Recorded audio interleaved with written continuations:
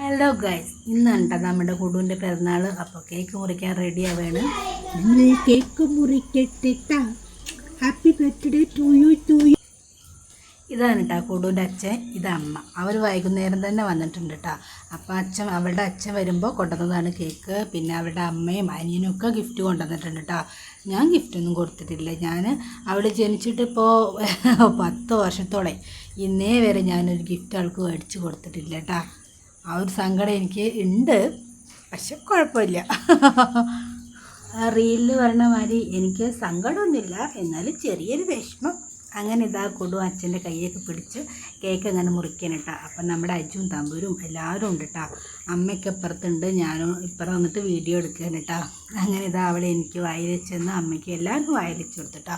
അങ്ങനെ കുട്ടാപ്പൂത നല്ല കേക്കൊക്കെ നന്നായിട്ട് കയ്യുമ്മലൊക്കെ വാരി തേച്ച് നക്കുകയാണ് കേട്ടോ. അങ്ങനെ ഇതാ പിന്നെ കേക്ക് മുറിക്കൽ കഴിഞ്ഞപ്പോൾ പിന്നെ കേക്കൊക്കെ കുടുവിനും തമ്പുരുവിനും അജുവിനും കുട്ടാപ്പൂവിനും എല്ലാവർക്കും ചേച്ചി അങ്ങനെ മുറിച്ച് തരും കേട്ടോ. ഇത് നിങ്ങൾക്കുള്ള കേക്കാണ്, എല്ലാവരും കഴിച്ചോ. ഇതാണ് കുടുവിൻ്റെ അമ്മ കൊണ്ടുവന്ന ഗിഫ്റ്റ് കേട്ടോ. അപ്പോൾ ഇതാ അമ്മയും മോളും കൂടി ഗിഫ്റ്റൊക്കെ പൊട്ടിക്കുകയാണ്. ഈ മിഠായിയാണ് കേട്ടോ കുട്ടാപ്പൂ കൊണ്ടുവന്നത്. അപ്പോൾ ഇതാ നല്ലൊരു പാവയാണ് കേട്ടോ. കൂടുതൽ നല്ല ഇഷ്ടമാണ് പാവ. പെൺകുട്ടികളെ ആ ഒരു ഇതിലുള്ള പാവ കൂടുതൽ നല്ല ഇഷ്ടമാണ് കേട്ടോ.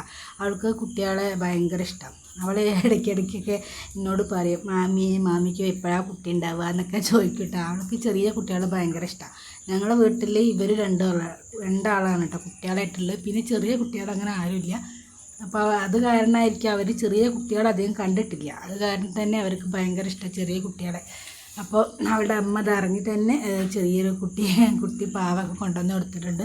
അപ്പോൾ ഞാൻ പറഞ്ഞല്ലോ ഞാൻ ഗിഫ്റ്റൊന്നും കൊടുത്തില്ല എന്ന്. അപ്പോൾ ഞാനിതാ പയറുകൊണ്ട് ഒരു ചെറിയ രീതിയിലൊരു പായസം ഉണ്ടാക്കിയിട്ടുണ്ട് കേട്ടോ. അവർ വരുമ്പോഴേക്കും പിന്നെ കേക്ക് കുറേ തിന്നുകൊണ്ട് പായസം വേണ്ടെന്ന് പറഞ്ഞിട്ടാണ്. പിന്നെ ഇതാ അവളും അവളുടെ അമ്മയും കൂടി പാവിൻ്റെ ഉടുപ്പൊക്കെ കഴിക്കുകയാണ്, നാളെ പുതിയ ഉടുപ്പൊക്കെ തയ്ച്ചു കൊണ്ടുവരാൻ വേണ്ടിയിട്ട്. അങ്ങനെ പിന്നെ ഞാനും മോളും കൂടി കുറേ നേരം പാവക്കുട്ടിനായിട്ടൊക്കെ ഇങ്ങനെ കളിച്ച് കിടന്ന്. ഇനി ഞങ്ങൾ രണ്ടാളുടെയും കളിപ്പാവാനിട്ട് അവൾക്ക് മാത്രമല്ല ഞാനും കളിക്കുക. അപ്പോൾ ബൈ.